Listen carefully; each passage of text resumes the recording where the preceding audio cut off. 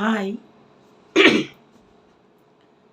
എല്ലാവർക്കും മിജീസ് കിച്ചൻ്റെ പുതിയൊരു വീഡിയോയിലേക്ക് സ്വാഗതം. ഞാൻ നിങ്ങളുടെ സ്വന്തം വി ചേച്ചിയ. എൻ്റെ പ്രിയപ്പെട്ട ഒത്തിരി സുഖമായിട്ടിരിക്കുന്നു. ദൈവം സഹായിച്ച് ഇവിടെ സുഖമായിട്ടൊക്കെ ഇരിക്കുന്നു. ഇന്നും ഒരു ദിവസം ദൈവം നമുക്ക് ദാനമായി തന്ന് അതിന് ദൈവത്തിന് നന്ദി പറയാം. അപ്പോൾ എന്തുകൊണ്ട് ഇന്നലത്തെ വീഡിയോ ഒക്കെ കണ്ടോ? പിന്നെ കഴിഞ്ഞ ദിവസം 2 ദിവസത്തിന് മുമ്പിട്ട് എൻ്റെ ഒരു സബ്സ്ക്രൈബർ ഇങ്ങനെ വാട്സാപ്പിൽ മെസ്സേജ് ഇട്ട് ഞാൻ പറഞ്ഞില്ല, എനിക്ക് ചിലരുടെ പേരൊന്നും അങ്ങനെ ഓർമ്മയില്ലെന്ന്. അപ്പം പുള്ളിക്കാർ തന്നെ ഇങ്ങോട്ട് മെസ്സേജ് ഇട്ട് ബിജി മറന്നുപോയോ, ഒന്നും വിളിച്ചന്വേഷിച്ചത് പോലും ഇല്ലല്ലോ എന്നൊക്കെ. സത്യം പറഞ്ഞാൽ എനിക്ക് ആൾക്കാരാരാന്നൊക്കെ ഓർമ്മയുണ്ട്, പക്ഷേ പേരങ്ങോട്ട് ഓക്കെ. എന്നിട്ട് ഞാൻ കുറേ പേരുടെ പേരിങ്ങനെ സെർച്ച് ചെയ്ത് നോക്കുന്നുണ്ട്. ഇപ്പം ഇവിടെയൊക്കെ ഉള്ളവരാണെങ്കിലും കുഴപ്പമില്ല, ഈ വെളിനാട്ടിലൊക്കെ ഉള്ളവർക്കല്ലേ പ്രോബ്ലം. അപ്പം പുള്ളിക്കാരി അബുദാബിയിൽ, അവർക്ക് നല്ല പ്രശ്നമുണ്ട്. എൻ്റെ അടുത്ത് പറഞ്ഞാൽ വിജയും മിസൈലൊക്കെ പോകുന്നത് ജീവിതത്തിൽ കേട്ടിട്ടേ ഉള്ളത്, കണ്ടിട്ടുണ്ട്. അവരുടെ ബിൽഡിങ്ങിൻ്റെയൊക്കെ മുകളിൽ കൂടെ പോകുന്നത് ആകെ അവരുടെ അവസ്ഥയൊക്കെ, സാധനങ്ങളൊക്കെ കിട്ടാനൊക്കെ ഭയങ്കര ബുദ്ധിമുട്ടാണ്. നമ്മൾ പ്രാർത്ഥിക്കും, നമുക്ക് നമ്മുടെ ഒരു സഹോദരങ്ങൾ, നമ്മുടെ ഒരു കൂടപ്പുറപ്പ് എന്ന രീതിയിൽ നമ്മൾ മറ്റുള്ളവർക്ക് വേണ്ടി നമുക്ക് പ്രാർത്ഥിക്കാം. അല്ലാതെ ഇത് എത്രയും പെട്ടെന്ന് ഇതൊന്ന് സോൾവ് ആവണം. ചിലരൊക്കെ ഫ്ലൈറ്റ് വന്ന് നാട്ടിലോട്ടൊക്കെ പോകുന്നുണ്ട്, ചിലടത്ത് ഇല്ല, അങ്ങനെയൊക്കെയാണ്. അപ്പോൾ അതൊക്കെ കേൾക്കുമ്പോൾ നമുക്കും വിഷമമുണ്ട്. നമുക്കും ഏത് സമയത്തും എന്തും സംഭവിക്കാം. ഇപ്പം തന്നെ കണ്ടില്ലേ ഗ്യാസിൻ്റെ കാര്യം. അത് ചിലരിടത്തൊക്കെ ചുരുക്കം ചിലയിടത്തൊക്കെ കിട്ടുന്നുണ്ട്. ഇപ്പം ചിലയിടത്ത് കിട്ടുന്നില്ല. മിക്ക ഹോട്ടലുകളിലൊക്കെ നമ്മുടെ കൂട്ട് ഒരു സിലിണ്ടറിൻ്റെ അതല്ലല്ലേ. അപ്പോൾ അവരുടെയൊക്കെ പലതും ഹോട്ടലുകൾ അടച്ചു. ഇന്നലെ ഞാൻ പറഞ്ഞില്ലേ. പിന്നെ ഇന്നലെ എനിക്കൊരു മെസ്സേജ് വന്നായിരുന്നു, ജീജ ചേച്ചി, എനിക്ക് ചില സമയത്ത് ഭയങ്കര ടെൻഷനാണ്, ഉറക്കം പോലും വരത്തില്ല. ചേച്ചിക്ക് അങ്ങനെ ഉണ്ടോയെന്ന് ചോദിച്ച്. മോളെ, എല്ലാവർക്കും ടെൻഷനൊക്കെ ഉണ്ട്. എനിക്കും ചില സമയത്ത് ഉറക്കം വരത്തില്ല. അത് ടെൻഷൻ കൊണ്ടായിരിക്കത്തില്ല. എനിക്ക് തൈറോയിഡ് ഉണ്ട്. അല്ലാതെ പല ചില ഇപ്പം നമ്മൾ ഓരോന്നിനും മെഡിസിൻ എടുക്കുന്നുണ്ട്, അതിൻ്റെ എല്ലാത്തിനും സൈഡ് എഫക്ട്സ് കാണും. അപ്പോൾ ഞാൻ ഒരു പ്രാവശ്യം ഡോക്ടറെ തന്നെ ഇങ്ങനെ രാത്രി ഉറക്കമില്ലെന്ന് പറഞ്ഞാൽ ഡോക്ടർ എന്നോട് പറയുക, ഇത്രയും പ്രശ്നങ്ങളുള്ളപ്പോൾ നിങ്ങൾക്ക് ഇങ്ങനെ ഉറക്കം വരുന്നതെന്ന്. അപ്പം പുള്ളിക്കാരനെ എനിക്ക് പറഞ്ഞ് ഒരു ചെറിയ മൈൽഡ് ഡോസേജിൻ്റെ ഒരു ഉറക്കാനുള്ള ഇത് തരാമെന്ന്. കഴിവതും ഞാനത് എടുക്കാതിരിക്കാൻ നോക്കി. ആ സമയത്ത് എനിക്ക് ഒട്ടും ഉറക്കമില്ലായിരുന്നു എന്നുള്ളതാണ്. പിന്നെ കുറച്ച് നാളൊക്കെ കഴിഞ്ഞുടനെ അന്ന് ആ സമയത്തൊന്ന് 2-3-4 ദിവസത്തോളം ഞാനത് എടുത്തു. പിന്നെ അത് തൊട്ടിട്ടേ ഇല്ല, അതുപോലെ അത് ഇരിക്കുക. ഇപ്പോൾ എനിക്ക് കുറച്ചൊക്കെ ഉറക്കം കിട്ടുന്നുണ്ട്. പിന്നെ ഉറക്കം ഇല്ലാത്തപ്പം ഇരുന്ന് പ്രാർത്ഥിക്കും. എല്ലാവർക്കും ആ സമയത്ത് പറ്റത്തില്ല. പിന്നെ നമ്മളുടെ ഈ എന്തെങ്കിലും നമുക്ക് അസുഖമായിട്ട് എന്തെങ്കിലും ഉണ്ടെങ്കിൽ ഇങ്ങനെ വരും. ടെൻഷൻ ഉണ്ടെങ്കിൽ പിന്നെ ആൾക്കാർക്ക് ഉറക്കം വരും. ചിലർക്ക് ഉറക്കം വരും, ചിലർക്ക് ഉറക്കം വരത്തില്ല. പിന്നെ എനിക്ക് ഈ HB ഒക്കെ കുറവാണെങ്കിൽ അങ്ങനെയൊക്കെയാണ്, ഉറക്കം വരത്തില്ല. എനിക്ക് HB കുറവായിരുന്നു, ഇപ്പോഴും കുറവ് തന്നെ. കാരണം ഈ നമുക്ക് മൈൽഡ് ഷുഗറൊക്കെ ഉള്ളതുകൊണ്ട് HB കൂടുന്ന എല്ലാ ഫ്രൂട്ട്സ് ആണെങ്കിലും എല്ലാ ഇതാണെങ്കിലും ഈന്തപ്പഴമൊക്കെ HB കൂടാൻ നല്ലതാണ്. ഈന്തപ്പഴം, നമ്മുടെ പ്രൊമഗ്രനേറ്റ്, മാതള നാരങ്ങ, അതൊക്കെ. മാതള നാരങ്ങ പിന്നെയും കുഴപ്പമില്ല, ഈന്തപ്പഴമൊക്കെ നമ്മൾ ഒത്തിരി കഴിച്ചാൽ മധുരമല്ലേ അതൊക്കെ.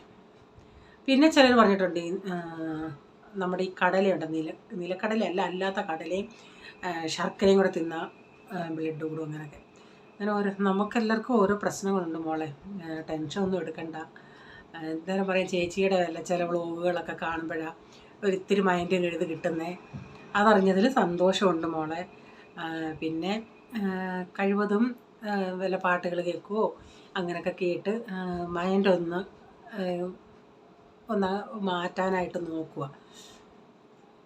നമുക്കിങ്ങനെ പറഞ്ഞു കൊടുക്കുക, ഓരോരുത്തരുടെ അവസ്ഥ എന്തുവാണെന്ന് നമുക്ക് മനസ്സിലാവത്തില്ലല്ലേ. പിന്നെന്താ, പിന്നെ ഒന്നുമില്ല. ഇന്നത്തെ വീഡിയോയും കാണുക, സപ്പോർട്ട് ചെയ്യുക കേട്ടോ. ഓക്കെ. ഇത് ഇന്നലത്തെ രാത്രിയിലത്തെ വീഡിയോയാണ്. ഞാൻ രാവിലത്തേക്കിന് അപ്പത്തിന് മാവ് അരച്ച് വെച്ചായിരുന്നു. അപ്പോൾ മാവ് ഞാനൊരു 8:30-9 മണിയാകുമ്പോൾ അരച്ച്. അന്നേരം ഞാൻ ഈസ്റ്റ് ഒന്നും ചേർത്തില്ല. ഇപ്പോൾ ഒരു 12:30 കഴിഞ്ഞിട്ടുണ്ട്. അപ്പം ഞാൻ ഈസ്റ്റ് ഒക്കെ ചേർത്ത് ഒരു പാത്രത്തിലായിരുന്നു ഞാൻ അരച്ച് വെച്ചത്. അപ്പോൾ ഈസ്റ്റ് ചേർത്തിട്ട് 2 പാത്രത്തിലാക്കി ഇങ്ങനെ അടിയിൽ ഇപ്പം നല്ല ചൂടും അല്ലേ, 1/4 ടീസ്പൂൺ ഈസ്റ്റേ ചേർത്തുള്ളൂ. അതിൻ്റെ അടിയിൽ പാത്രവും വെച്ച്, അല്ലെങ്കിൽ കവിഞ്ഞു പോയാലോ എന്നും പറഞ്ഞ് അടച്ച് വെച്ചിട്ടുണ്ടേ. ജിയോ മാർട്ടിൽ നിന്ന് ടൊമാറ്റോ വാങ്ങിച്ചായിരുന്നു. അന്നേരം അത് ഞാൻ ഇങ്ങനെ ഇതിൻ്റെ ബാസ്ക്കറ്റിലിട്ടില്ല. അതിൽ എയർ പോകുന്ന ഇങ്ങനെയുള്ള വലയ്ക്കകത്തായതുകൊണ്ട് നമുക്ക് കുഴപ്പമില്ല. എയർ കയറുന്ന ആയതുകൊണ്ട് പിന്നെ പന്നലായി പോകുമെന്നുള്ള ഇതില്ല. അല്ലാതെ സഞ്ചിക്ക് കവറിലെങ്ങാനും ആയിരുന്നെങ്കിൽ പിന്നെ അന്നേരേ നമ്മൾ കഴിച്ചിടണം. ഇത് നമ്മുടെ വെള്ള കടലയും അതിൻ്റെ കൂടെ കുറച്ച് ഈ കളറിലെ വട്ടാണി ഇട്ടിട്ടുണ്ട്. ഈ പാനിപ്പൂരിയൊക്കെ ഉണ്ടാക്കുന്ന ഇതുകൊണ്ടാണ്. ഇതിലേക്ക് ഞാൻ 2 വെളുത്തുള്ളിയായത് വലിയ അല്ലിയായിരുന്നു, അത് ഞാൻ കീറി ഇട്ടിട്ടുണ്ട്. പിന്നെ ഞാൻ ഇഞ്ചി വെളുത്തുള്ളി പേസ്റ്റ് അരച്ചത് ഇത്തിരി ഉണ്ടായിരുന്നു. ഇഞ്ചി വെളുത്തുള്ളി പേസ്റ്റും അതുകൂടി ഇടുന്നുണ്ട്. 2 മീഡിയം സൈസിലെ സവാളയും 2 ടൊമാറ്റോയും.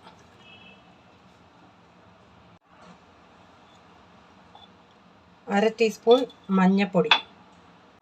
ഇത് ടീസ്പൂണാണ്. 3 ടീസ്പൂണാണ് 1 ടേബിൾ സ്പൂൺ. അപ്പം ഞാൻ 1.5 ടേബിൾ സ്പൂൺ മല്ലിപ്പൊടിയും 1.5 ടീസ്പൂൺ മുളക് പൊടി, 1 ടീസ്പൂൺ 1.5 ടീസ്പൂൺ ഗരം മസാല, സ്വല്പം പെരുംജീരകം പൊടിച്ചത് കൂടെ, മിക്സിയുടെ ജാറ് കഴുകി വെള്ളം, ആവശ്യത്തിനുള്ള ഉപ്പൂടി ഇട്ടിട്ട് വേവിച്ചെടുക്കുക. ആദ്യത്തെ 2 വിസിൽ ഹൈ ഫ്ലെയിമിൽ വെച്ചിട്ട് പിന്നെ മീഡിയം ഫ്ലെയിമിലിട്ട് വേവിക്കാം.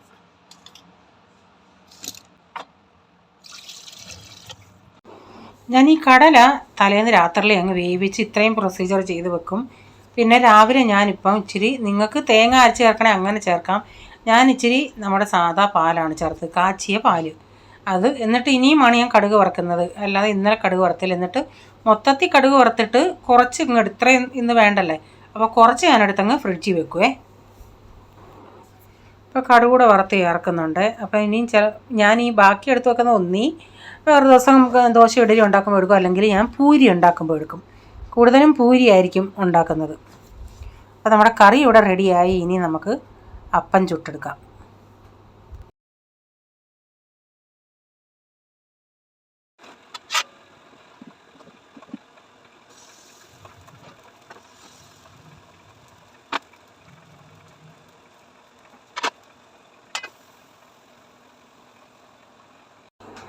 അപ്പോൾ ഞാൻ 2 പാൻ വെച്ച്, ചായ ഇതെല്ലാം ഉണ്ടാക്കി കഴിഞ്ഞതിന് ശേഷമാണ് ഞാൻ 2 പാൻ വെച്ച് അങ്ങ് ഉണ്ടാക്കുന്നത്.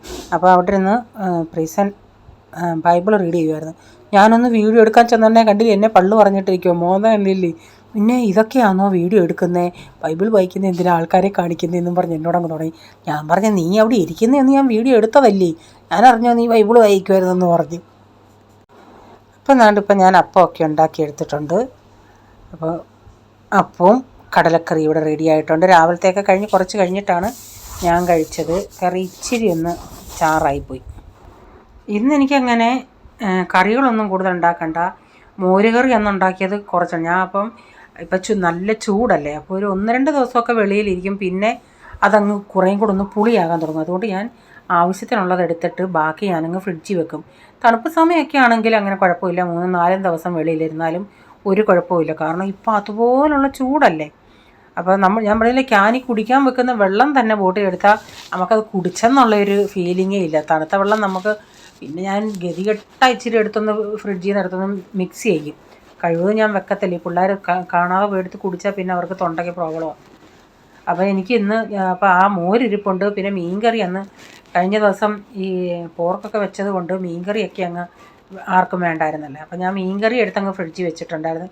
ചട്ടിയോടല്ല, വേറെ പാത്രത്തിൽ. ചട്ടിയോടെ വെച്ചാൽ എൻ്റെ അറിവിൽ ചട്ടി തണുത്തൊക്കെ വരെ ഒത്തിരി സമയം എടുക്കത്തില്ല. അപ്പോൾ അത്രയും കറണ്ട് പോകത്തില്ല. അതുകൊണ്ട് ഞാൻ വേറൊരു പാത്രത്തിൽ ആക്കിയിട്ടാണ് മീൻകറി വെക്കുന്നത്. അപ്പോൾ ഇന്നൊരു ചപ്പാത്തിക്ക് ഒരു ഇത്തിരി മട്ടറൊക്കെ ഇരിപ്പുണ്ട്. മട്ടറും ഇങ്ങനെ കിഴങ്ങും ടൊമാറ്റോയും സവാളയൊക്കെ ഇട്ടൊരു മിക്സ് കൂട്ടാനായിട്ട് മസാലയായിട്ട് വെക്കാമെന്ന് വെച്ച്. അതാകുമ്പം ചപ്പാത്തിക്കും നല്ല, ചോറിനും നല്ല. അപ്പോൾ അതങ്ങ് ഉണ്ടാക്കാമെന്ന് വെച്ച്. അല്ലാതെ വേറൊന്നും അങ്ങനെ ചെയ്യേണ്ട ആവശ്യമില്ല. പിന്നെ ഞാൻ അന്ന് നെല്ലിക്കയുടെ കാര്യം പറഞ്ഞില്ലേ, വീട്ടിലത്തെ ആവശ്യത്തിന് വേണ്ടി നെല്ലിക്കയും ഈന്തപ്പഴം കൂടെ അച്ചാറിടണമായിരുന്നു.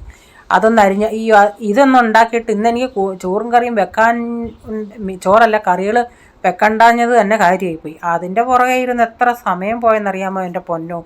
ചുമ്മാ ഇരുന്ന് പക്ഷേ അത് പച്ചയ്ക്ക് തിന്നാൻ നല്ലതായിരുന്നു. പണ്ടൊക്കെ നമ്മൾ നെല്ലിക്ക തിന്നിട്ട് ആരംഭത്തിൽ നമുക്കൊന്ന് ചവയ്ക്കാൻ ഒരു പുളിയായിരിക്കും. പക്ഷേ ഇച്ചിരി നേരം കഴിഞ്ഞ് ചവച്ചിട്ട് വെള്ളം കൂടെ കുടിക്കുമ്പോൾ നല്ല മധുരമല്ലേ. അതുപോലെ ഞാൻ കുറച്ച് അരി ഇങ്ങനെ വായിലിട്ടിട്ട് വെള്ളം കുടിക്കുമായിരുന്നു. നല്ല മധുരമായിരുന്നു. ഞാൻ ചീനച്ചട്ടി വെച്ച് ഓയിൽ ഒഴിച്ചിട്ട് ഇച്ചിരി പെരിഞ്ചീരകവും കടുകും ഇട്ട് പിന്നെ കറിവേപ്പില ഇട്ട് പൊട്ടിച്ച് സവാള കുറച്ചൊന്ന് വഴന്നെണ്ണ ഉരുളൻകിഴങ്ങും മട്ടറും ടൊമാറ്റോയും ഇട്ട് എന്നിട്ട് ഇച്ചിരി ഒന്ന് ഇളക്കി ഇച്ചിരി ഉപ്പൊക്കെ ഇട്ടൊന്ന് ഇളക്കിയതിന് ശേഷം കുറച്ച് നേരം ഇങ്ങനെ ഒന്ന് സ്വല്പം മഞ്ഞപ്പൊടിയും കൂടി ഇട്ട് ഇങ്ങനെ അടച്ചു കൊടുക്കും. അപ്പോൾ ആവി കിടന്ന ഉരുളൻകിഴങ്ങിൻ്റെ വെള്ളമൊക്കെ ഒന്ന് ഇറങ്ങി അത് നന്നായി ഒന്ന് നമുക്ക് വെന്ത് കിട്ടും. എനിക്ക് ഇത് ഭയങ്കര ഇഷ്ടം ഇങ്ങനെയുള്ള കൂട്ടാൻ ചോറിൻ്റെ കൂടെ കഴിക്കാൻ. അപ്പം ഞാൻ ഇപ്പോഴാണ് ഇച്ചിരി പൊടികൾ ചേർക്കുന്നത്. ഒരു 2.5 ടീസ്പൂൺ മല്ലിപ്പൊടിയും മഞ്ഞൾപ്പൊടി ഇട്ടായിരുന്നല്ലോ. മുളക് പൊടി ഞാൻ ഒത്തിരി ഇടുന്നില്ല, കുറച്ചേ ഇടുന്നുള്ളൂ. കാശ്മീരി മാത്രമേ ഉള്ളൂ, അല്ലാതെ വേറെ ചേർക്കുന്നില്ല. വേറെ എൻ്റെ കയ്യിൽ അങ്ങനെ ഇല്ലാതാണ്. ഈ കാശ്മീരി ഒരു തരമേ ഞാൻ ഇവിടെ വാങ്ങിച്ച് വെച്ചിട്ടുള്ളൂ. എന്നിട്ട് ഇച്ചിരി ഗരം മസാലയും കൂടെ ചേർത്ത് നന്നായിട്ട് അപ്പോഴത്തേക്കിന് ഗരം മസാല എൻ്റെ തീർന്നു. ഇനി ഉടനെ പൊടിക്കണം. ഇന്നലെ എടുത്ത് വെച്ചത് അന്ന് മറന്നു പോകുമല്ലേ. അതുകൊണ്ട് ഞാൻ ഗരം മസാല എടുത്ത്, ഞങ്ങൾ ഇറച്ചിക്കൂട്ടെന്നാണ് പറയുന്നത്, ഇങ്ങനെ കൂട്ടം നാട്ടിൽ നിന്ന് വാങ്ങിച്ചുകൊണ്ട് വരുമല്ലേ, അത് വെളിയിൽ താഴോട്ട് ഇങ്ങനെ പാതാമ്പറത്ത് ഞാൻ ഈ ചോറും കറികളൊക്കെ വെക്കുന്നിടത്ത് എടുത്ത് വെച്ചതാണ് ഡബ്ബ. അപ്പോൾ അത് കാണുമ്പോൾ എടുത്ത് ചൂടാക്കാമെന്ന് പറഞ്ഞു. പക്ഷേ ഇന്നലെ എനിക്ക് ഒട്ടും സമയം കിട്ടിയില്ല, നല്ല തിരക്കായിരുന്നു. ഇന്ന് ചെയ്യാൻ നാളെ ചെയ്യാമെന്ന് പറഞ്ഞിരിക്കും. ഓരോ ദിവസവും നല്ല തിരക്കാണ്. ഈ ഇടയ്ക്കൊക്കെ ഈ അച്ചാറൊക്കെ പരിപാടി, അതൊന്നും ചിലതിൻ്റെ ഒന്നും വീഡിയോ ഞാൻ എടുക്കത്തില്ല. അപ്പോൾ അച്ചാറ് പരിപാടിയൊക്കെ ആകുമ്പം നമുക്ക് ഈ സമയം ഒട്ടും കിട്ടുന്നില്ല എന്നുള്ളതാണ്. ഇതിപ്പോൾ കഷ്ണങ്ങളൊക്കെ ഒന്ന് വെന്തിട്ടുണ്ട്. ഇപ്പം ഞാൻ ലാസ്റ്റ് കുറച്ച് ഇച്ചിരി ഒരു 1/2 ടീസ്പൂണോളം കുരുമുളക് പൊടിയും കൂടെ ചേർത്ത് കൊടുക്കുന്നുണ്ട്. എന്നിട്ട് ഇച്ചിരി വെളിച്ചെണ്ണയും കൂടെ ചേർക്കുന്നുണ്ട്. അപ്പം നല്ലൊരു ടേസ്റ്റ് കിട്ടും ആ വെളിച്ചെണ്ണയുടെ. അപ്പോൾ കൂട്ടാനൊക്കെ റെഡിയായി. പിന്നെ ഞാൻ നെല്ലിക്ക അരിയാനായിട്ട് അങ്ങ് പോയി. നെല്ലിക്ക ഞാൻ രാവിലെ ഇഡലിപ്പാത്രത്തിലൊന്ന് ആവി കയറ്റി വെച്ചായിരുന്നു. പിന്നെ അപ്പോഴത്തേക്കിനത് തണുത്തൊന്ന്. സാധാ നെല്ലിക്കയല്ല കാര്യമായി. ഇപ്പം ഞാൻ റീച്ചാനോട് 2 കിലോ വാങ്ങിക്കാൻ പറഞ്ഞതാണ്.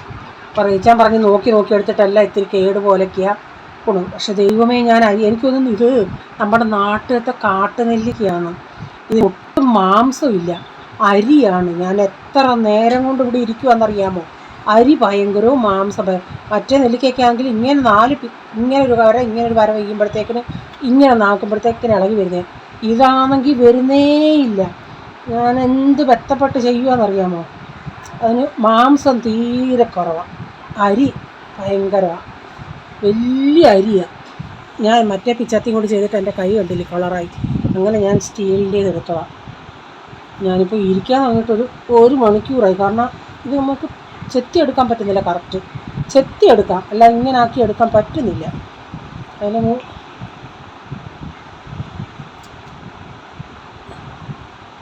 മാംസം തീരെ കുറവാണ്.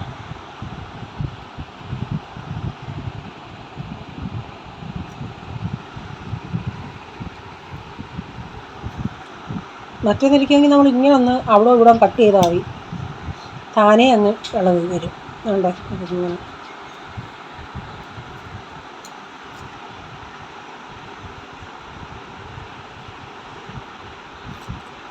ഒട്ടും മാംസമില്ല. അവിടെ അരി ഭയങ്കര വലിയ അരിയാണ്. കൊതുകിനെ കൊല്ലുന്ന ഈ അടിക്കുന്ന ഈ പുകയുള്ള പിള്ളേരെല്ലാം അതിൻ്റെ ഇടയ്ക്ക് കളിക്കുന്നുണ്ട്. പണ്ട് നമ്മൾ ഇതുപോലല്ലായിരുന്നു, ആ പുകയുടെ ഇടയ്ക്ക് കിടന്ന് കളിക്കുന്നുണ്ട്.